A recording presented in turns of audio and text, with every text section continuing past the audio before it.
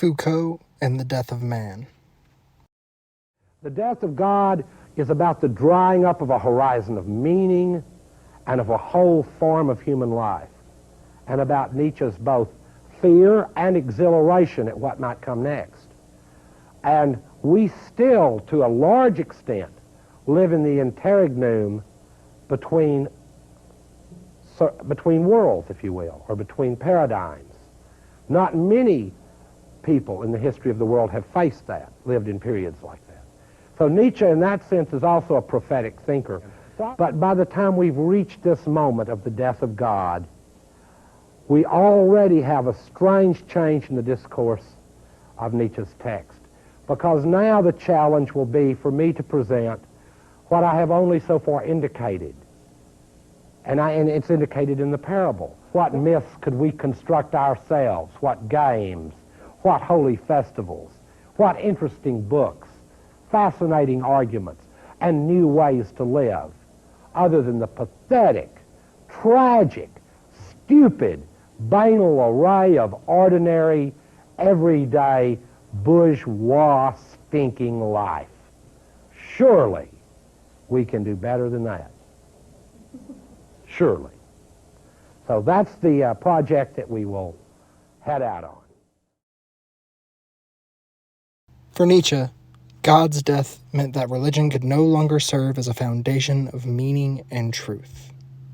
This isn't something to celebrate and cheer on, though edgy 14-year-old internet atheists would tell you as much. For Nietzsche, this is just as likely to bring ruin and chaos as it could serve as a moment of emancipatory potential. The death of God is a cultural condition we are both condemned to live in and an opportunity to transcend the horizons in which its deteriorating foundation restricted us to. Just as with the death of God, the death of man doesn't mean that there was once a thing alive and that has since died. The death of man means that man can no longer serve as a firm foundation of meaning and truth. For Foucault, the man he saw as now dying, or already dead, was a creation of the Enlightenment of the 17th and 18th centuries that was meant to serve as a replacement for God upon his death. Philosophers, and thinkers more broadly, desiring some solid basis upon which we could build an entire world of meaning, laid a foundation imbued with an anthropocentric and subject-centered approach in philosophy and the social sciences. Graham Longford designates the objects of Foucault's critique of humanism into three areas: an epistemologically naive classical humanism, a juridical or liberal humanism, and critical humanism, ranging from the works of Kant, Marx, psychoanalysis, existentialism, and phenomenology. Classical humanism is the humanism of Descartes. It is the view that the essence of humanity lies in its dualistic relationship between the mind and a supposed external world. The vulgar or naive nature of this view lies in its assumption that the world is unproblematically and clearly reflected in the mind like a mirror. The classical humanist remains blind to its own role in the constitution of knowledge. An enormously relevant critique of this type of view would be found in the works of Nietzsche, Marx, and Freud, with their insistence that people don't always think and do the things they do for the reasons they think they do them. In other words, sometimes the self isn't transparent to the self. The classical humanist substitutes the worship of God with the worship of subjective reason and the supposed autonomous subject. A contemporary example of this would be exhibited by the so-called new atheists, painting in the broadest of strokes in their zealous pursuit of instrumental reason and scientific inquiry, which they dream will unlock the secrets of the universe and will subsequently grant us dominion over it. Where classical humanists view the accumulation of knowledge as a progressive march towards human liberation, on the contrary, Foucault notes in an interview titled "The Discourse on Power" that the formation of great systems of knowledge have also had effects and functions of subjugation and rule.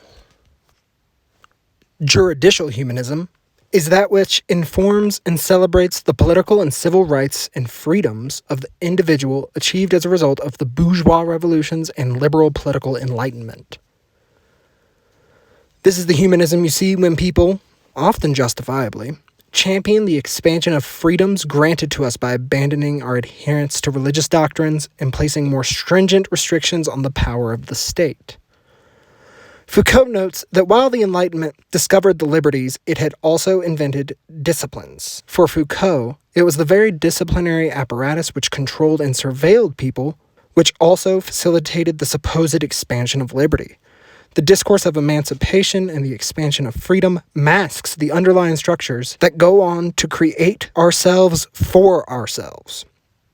More precisely, these structures construct the precognitive apparatus that we use to articulate our own selfhood. Critical humanism arose in part as a critique of the former instantiations of humanism. This version of humanism rejects the epistemologically naive view of human reason as autonomous and disconnected from the world around it, and emphasizes our historical situatedness, while not entirely abandoning the more juridical forms of reason and pursuit of liberty. This sort of humanism is skeptical of a sort of autonomous rationality and places narrower horizons on reason while retaining an optimism in the perfection of humanity.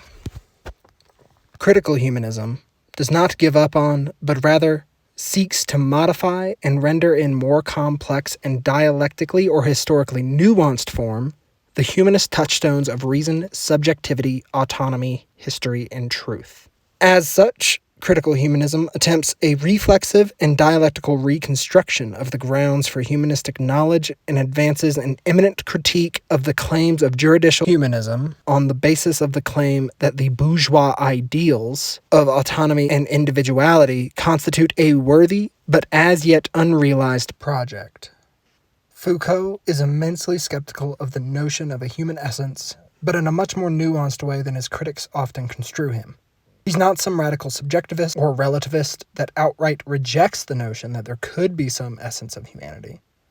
He is more interested in another type of question entirely. He's more concerned with asking questions such as, how has and does our notion of the human essence function? What role does it play for us socially? Who does it exclude? What is man, for Foucault, has been a constantly shifting foundation of sand and not some self-evident necessity. Take, for example, the line, all men are created equal in the U.S. Constitution.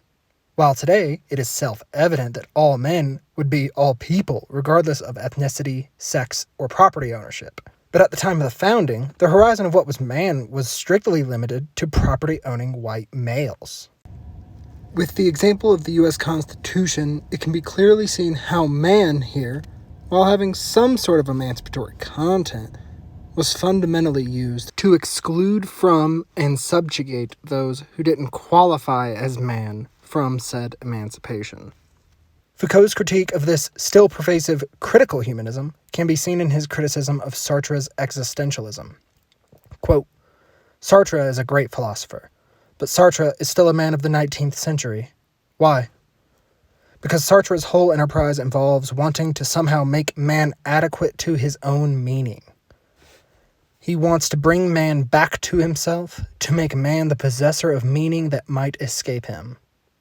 Whereas we wish to do just the opposite, to show, on the contrary, that what is individual, what is singular, what's genuinely lived as human is just a sort of glittering surface over the top of large formal systems.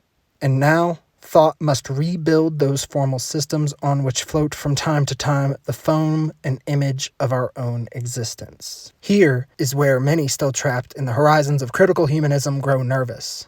They envision the death of man and the abandonment of humanism as a death sentence for the project of emancipation. Similar to the cries of despair upon God's death, without God everything is permitted. The death of man undoubtedly produces fear that without our foundation of man, no better society will be possible. But in Foucault's eyes, as well as my own, the death of God produced precisely the opposite results that its detractors predicted. Upon the death of God, we discovered vast space for human freedom. We were delivered a great opportunity for emancipation. Likewise, upon the death of man, we can arise above this grid of necessities that we're trying to navigate and instantiate great political and moral options. If you found this video interesting and want to learn about where one could go after the death of man, I'd suggest you check out a video by a phenomenal philosophy and theory channel called Plastic Pills. The video is called Posthumanism Explained, Nietzsche, Deleuze, Stiegler, Haraway.